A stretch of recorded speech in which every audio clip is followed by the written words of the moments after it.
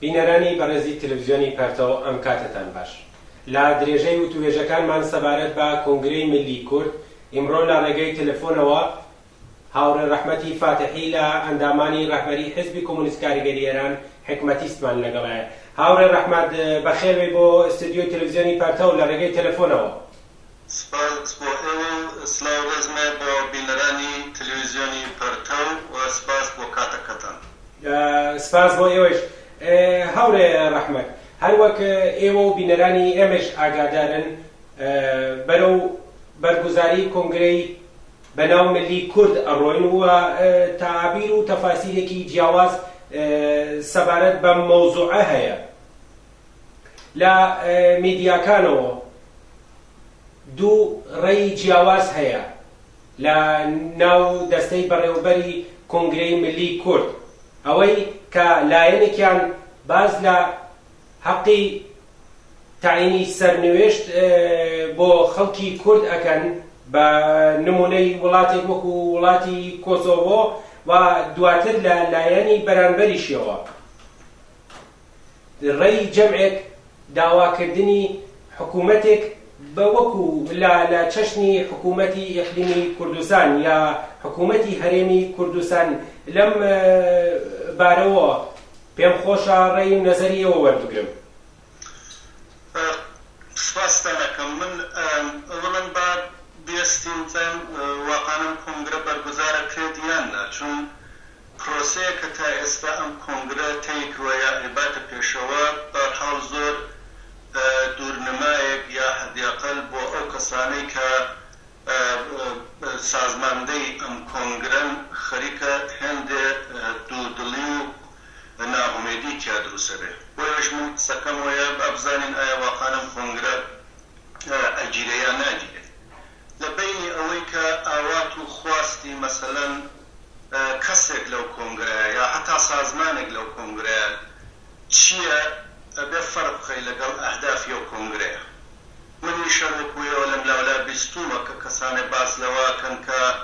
ئەم کۆنگرە بێ جواب باتەوە بە مەسەلەی حەقی تعینی سەرنوێشت، ئەم کۆنگرە بێ جواب باتەوە بە مەسەلەی تعینی تەکلیفکە لەگەڵ وەزعی خەڵکی کوردستانە. ئەمانە بە نەزەری من تەفاسیر و هیچ یەک لەمانە ئەهدافێک نییە ئەم کۆنگرە خەریکە بە دوایەوەیەتی. ئەهدافی ئەم کۆنگرە بۆ خۆی تعریفی خۆی کردووە و بە ڕۆشنیش ئەمەی باس کردووە. قەرار نییە ئەم کۆنگرەیەک بێ کە جواب دادەوە بە مەسەلەی حەلی مەسەلەی کورد لەم ئەم چوار پارچەی کوردستانە. ئەم کۆنگرە قەرار نییە لەسەر ئیستیقلالی کوردستان، لەسەر حەقی تعینی سەرنەوێ، لەسەر خودمختاری فدرالیزم ئەمانە قسە بکە. هیچ ئەمانە نین. ئەم کۆنگرە لە خۆیان شتێکی لە خۆی بخۆی داناوێژوە پەیامی ئاشتیە، پەیامێکە بۆ دەوڵەتەکانی کە ئەلئان ئەم مەنتەقە کوردنشینانە لەژێر دەسەڵاتی ئەو دەوڵەتانە، چی ئێران بێ، تورکیە بێ، سووریە بێ، عێراق بێ، بە قەولی خۆیان پەیامێکی ئاشتیان بۆ بنێرنەوە پێیان بڵێن بابە ئێمەی وەکو ملەتێکی ئاشتی خواز. ئەمە ئەسلی مەسەلەکەیە کە ئەمەش لە خۆیان پڕ لە فرین و تەوەهم و بە نەزەرم ئەوان فەریبی تایە. یعنی بە هەدەفەی کۆنگرەکەی تاوەی کە مەسەلەی حەقی تعینی سەرنوێشتەوەشتە. یعنی بە بڕوایەوە هاوڕێ ڕەحمەت هەمخانەیەکی لەگەڵ ئاهدافی کۆنگرە نییە. دقیقاً هەروایە، هیچ ڕەبتێکی نییە. منیش وەکوێوە بیستومە بەعزە سازمانێکن کە ئەم تەوەهمە دروستەکەن لەناو کۆمەڵگایە، ئەم تەوەهمەیان دروست کردووە کە گویا ئەچێ دەم کۆنگرە جواب بداتەوە بە مەسەلەی حەقی تعینی سەرنوێژ یا مەسەلەی حەلی مەسەلەی ملی لە کوردستانە. بەڵام بە نەزەرم ئەمە بەغەیر ئەز ئەوان فەریبی ویا حەدیاقل لە باشترین حاڵەتە بەغەیر ئەز بڵاوکردنەوەی تەوەهمی چیکەیتیانی. هاوڕێ ڕەحمەت، لە ئەحزابی بەشداربوو لە کۆنگرەی ملی کورد لە ئەحزابی کوردستانی ئێران، ئەوانەی کە لە بەشی کوردستانی ئێران بەشداری بوون، زیاتر ناهەماهەنگی و ئینسجام دەرئەکەوێ. بە بڕوای ئێوە دلیلی ئەم شکافە و ناهەماهەنگی و عەدەمی ئینسجامە چییە؟ دەزانی چۆنە تەنیا مەسەلەکەی چی پێڵێن جیاوازی و اختلاف و استکاک لەناو ئەحزابی بەشی کوردستانی ئێرانە مربوط بە خۆیان نییە تەنیاوە نییە مەسەلەکەوەیە کە لاواسترین بەشیشێتی لە ناو ئەم کۆنگرەیە هۆکە شێوەی واقعیەتەیە کە دەور و نەخشێکی ئەساسی نییە ئەم ئەحزابە ئەلا ڕەدمەوەی کە ئەکسەریەتی قەریب بە ئیتفاقی ئەم ئەحزابە حدیەقەل لە سیاسەتە و یا لە پراکتیکی ڕۆژانەی خۆیانە هاوجەهەت و هاوخەتن بەڵام دەور و نەخشێکیان نییە لە خودی کۆنگرەی نەتەوەییە ملی کوردە و وەختێکیش تۆ دەور و نەقشت نەبێ دقیقە نەکەویتە ئەو موقعیەتەوە کە لەگەڵ خۆتە ئیستکاک و ئەوەوە ئەشتە دروست بکەی ولا ئەگەر ئەمانیش مەسەلەن موقعیەتێک کە ئێستێ مەسەلەن ئەحزابی دموکرات سازمانهایی کە بەناوی کۆمەڵە کارەکەن ئەمانە پژە ئەو موقعیەتیان بیا کە پێکاکا هەیەتی یا حزبی دموکراتی کوردستانی عێراق یا یەکێتی نیشتیمانی هەیەتی قەولت پێدەم ئەم ئیستکاکەوە دوودڵی و ناخۆشی لە ناویانە نەبوو هەر بۆ دەلیلەشە ئەمانە بەڵام بەشی لاوازەکەیەتی و ئەمانیش کە لەواقع خەریکن ئەم کۆنگرە بۆ ئەوانیش نەقشە دیاریەکەن کە بالاخره چۆن زاهر بمن لە مقابل حکوومەتێک یا جمهوری ئیسلامیەوە بەتایبەت ئێستا کە ڕۆحانی شاتۆتە سەرکار ئەبێ حامی چ پەیامێک بن بۆ ڕۆحانی استکاک و اختلافی ئەمانە سەرچاوەکەی لێرەوە وەرەگیرێ و دەرنەتیجە بە نەزەری من زۆریش تەبیعیە لەم بابەتەوە چاوەڕوانکراوە. بەڵێ هاوڕێ ڕەحمەت لە درێژەی پرسیارەکانمە تەنها لایەنێکە بەشدار بوو لە کۆنگرەی ملی کورد کۆمەڵەیە کۆمەڵە سازمانی کوردستانی حزبی کۆمونیستی ئێران لە بەشداربوو لە کۆنگرەی ملی کورد و خۆی بە لایەنێکی چەپ و کۆمونیست ئەزانێت بە بڕوای ئێوە کۆمەڵە بەدوای چیۆیە لە کۆنگرەی ملی کورد؟ شرکەتی خودی کۆمەڵە یا سازمانی کوردستانی حزبی کۆمونیست لەم پرۆسەیە فقط یەک شت ئیسباتەکە ئەویش چوو بالاخره چۆتە چوارچێوەی قوانینی کایەک کە بالاخره ناسیۆنالیستەکان و ئەحزابی بورژوا و سەرمایەدارەکان دیاریەکە دەرنەتیجە لە دڵی خۆیە و یا بۆ خۆی وەکو خۆی لەسەر ئەم مەسەلە چۆن بیرەکاتەوە با بێستێ ئەوەی کە لە دنیای واقع اتفاقەکەوێ بالاخره چۆتە کایەکەوە یا حەدیقە چۆتە چوارچێوەی سیاسەتێکەوە کە وەرەقەکانی بەدەست بورژوازیەوە بەدەست ناسیۆنالیستەوە و خەریکە لەو چوارچێوەیە هەمیش عەمەلەکە بەداخەوە کۆمەڵە بە نەزەری من نابووام کاری بکردەیە کارێکە کردوێتی بەرحاڵ دوور لە هەموو پرنسیپ و ئوسوول و مەوازینێکی کۆمونیستەکان یا حەدیقەل ئەحزابێکن کە خۆیان بە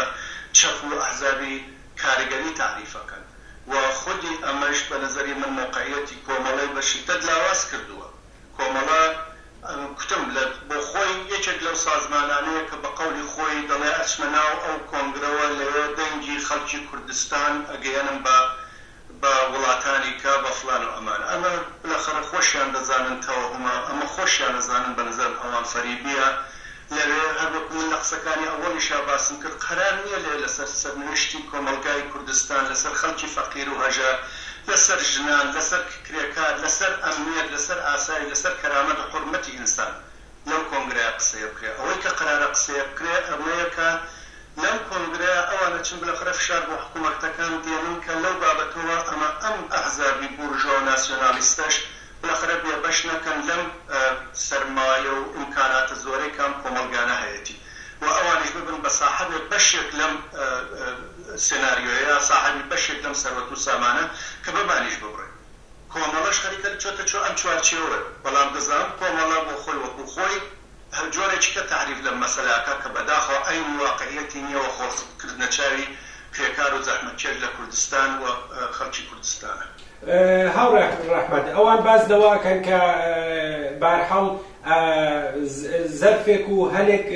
ڕەخساوە ئەبێ بەشداری لێ بکەین و دواتر لە پەراوێزدانانی هەڵوێستەکان یاخود ئەو جەریانانەی کە لە پەراوێزی ئەم مەوزوعەوە ڕخنەی لێگرن مەحکوومەکات بە بڕوای ئێوە ئەم مەحکوومکردنە شتێکی ڕاستە؟ ئەزای چۆن من پێم وایە ئەگەر ئەم شتێکە ئێستا خەریکە ئیتفاق کرێ چون کوتم علامەتێکی سوالی گەورەی لە مەقابلەیە بەهۆی اختلافاتی گەورەی ناوخۆیان و منافعی سیاسەتی جیاوازێکە ئەحزاب و سازمانێکە هەیەە لە رابطە لەگەڵ ئەوزاعی مەنتەقەیە و هەر یەک لە ئەحزابێک کە هەیە سەربەیەکێک لەم بلوکانەیە کە خەریکە شکڵک بێ لە خاوەنمیانەیە و دەرنەتیجە کەسێک خەریکە بە تەرەفی خۆی سیاسەت لەناو کۆنگرەیە ڕاکێشێ. بەڵام قسەکە لەسەر ئەوەیە منەڵە مەگەرم کۆنگرە بە ڕۆشنی بیکتە ئەمە سمینارێکە، ئەمە کۆبوونەوەیەکە، ئەمە دانیشتنێکە، ئەمە پانێلێکە، ئەمە میزگردێکە لە هەر چوار پارچەی کوردستان بالاخره خەڵک نمایندەکانی ئەحزاب کۆ بنەوە کە لەسەر سەرنوشتی کوردستان و لەسەر مەسەلەی ملی و لەسەر مەسەلەی حەلی ئەم مەسەلە کۆ بن و قسە بکەن.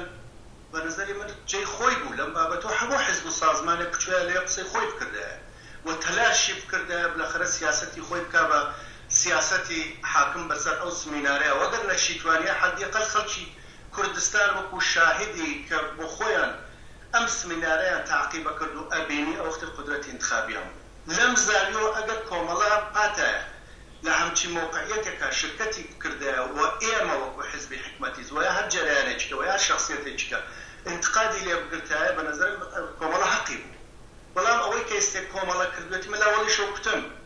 خەڵک هەر ئەلعان بۆ خۆیان لەناو خۆیانە لە سفوفی خۆیانە ئێعترازاتیان لێبەرز بۆتەوە، ئەندامانیان ناڕازی بالاخره ئەندامێ لەناو کۆمەڵایەکە خۆی بە کۆمونیستەزانێ ئەڵێ ئێمە خەریکی چین لەگەڵ ئەحزابی بورژوایی و ناسیۆنالیست تا خەریکی چ بتەرخ بەرنامێک ڕێژی ئەوانە کۆبوونەوە کە ساحبی سەهم و موقعیت و جایگایە بن لە دەوڵەت و لە سیستم و نظامی سەرمایەداری لە وڵاتەکانی خۆیانە ئێمە بە دوای چیەوەی مەگەر لێ قەرار لەسەر مەنافعی کارگەر و کۆمونیست قسە بکرێت تا من ویا انتقادەکەیان بە نەزەرم ئەسڵەن و ئەبەدەن جێی نییە و بە نەزەرم بە دروست چ لە ناو خۆیانە وەکو ئەندامان و کاتیان و چ لە دەرەوە و چ لە ناوە کە تحتی فشاریان قەرارداون واقعیە چون علەتەکەش و هەمخانی نیە حەدیقە لەگەڵ شتێکە بۆ خۆیان لە قسەیە دێڵێ ئەوش حیزبی کۆمونیست بوونە، ئەوش تەرەفداری کارگەر بوونە، ئەوش سوسیالیست بوونە. هەر بۆ دەلیلەش بە حەق بە نەزەرم کۆمەڵگا ئەو کەسێک کە خۆی بە کارگەر و کۆمونیست و تەرەفدار و مەنافعەکەی خۆی لە سەرکەوتنی کارگەر و کۆمونیستە ئابێنێتەوە کۆمەڵی خێناوەتە ژێر ڕەخنە و ڕەخنەی توندیش بە چاکی شەکەم و بە نەزانمە بێ ئەم ڕەخنە لەسەر کۆمەڵە درێژە پیا بکە. یعنی بە بڕوای ئێوە هاوڕێ ڕەحمەت بەڕێوەبەرانی کۆنگرە بەشداربووانی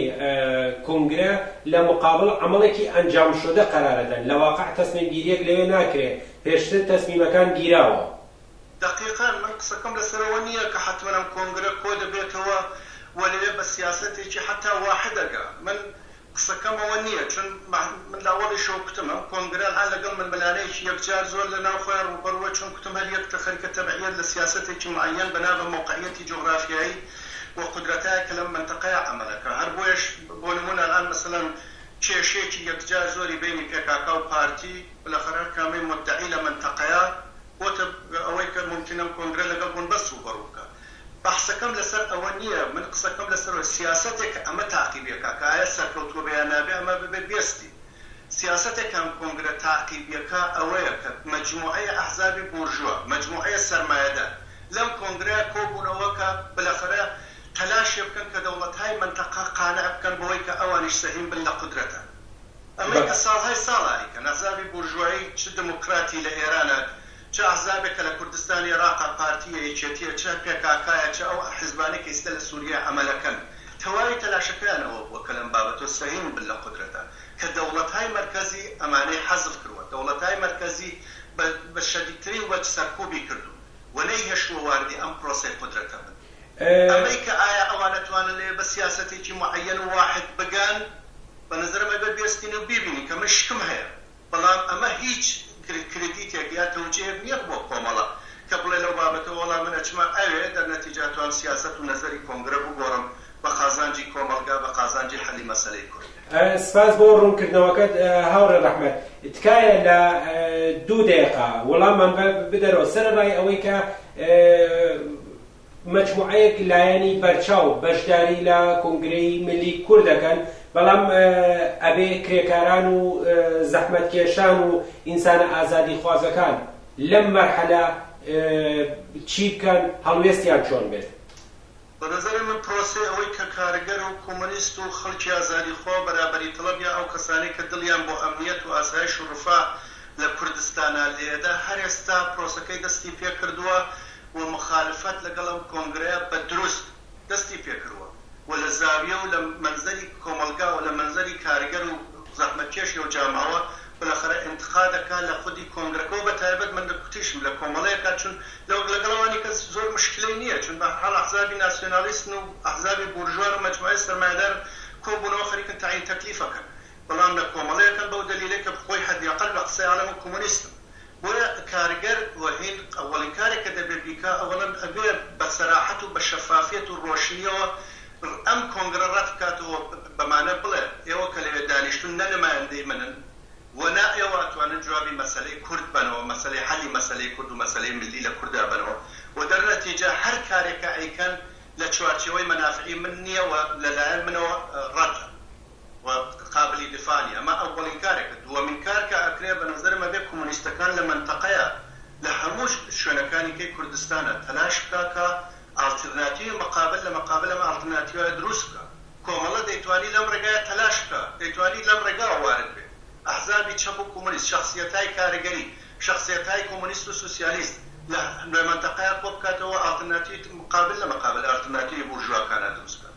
بۆیە من ئەگەر خولاسەی بکەمەوە لەم ڕابطەیە قسەکەم سێ شتە یەک تەوسیەم شخصەن ئەوەی بە کۆمەڵەکە پاشەکشە بکە لەم تەسمیمە نادروستە کە گرتوێتی هەر ئێستاش بۆ خۆی خەریکە بە دوای تەوجیهاتێک و بە دروست خەریکە پاشەکشە بکە دوو کۆمۆنیستی منتەقە بە سەراحەت و شەفافیەتەوە بڵێن ئەم کۆنگرە ڕەتی بە منەوە نییە و لە نەزەر منەوە ڕەتە و قابلی دفاع نیە سوەمین ئەوەیە کە کارگەر و کۆمۆنیست و ڕابەری کارگەری و ئینسانای ئازادیخوا و بەرابەری تەڵەب بگەڕێ بە دوای سازمان و تەشەکولی ئالترناتیڤ لە نۆعی لەو نۆع ئەموو تا کۆنگرەی چەپەکان و کۆمۆنیستەکان لە منتەقەیە ئەمە سێ شتە کە بە نەزەری من دەتوانێت لە تەقابل لەگەڵ ئەم حرەکەتەیە کە کراوە باسی سپاس هاوڕێ ڕەحمات بۆ بەشداریت بوو لەم بەشە لە بەرنامەکانمان بینەرانی مەمنون بۆ کاتەکەتان سپاس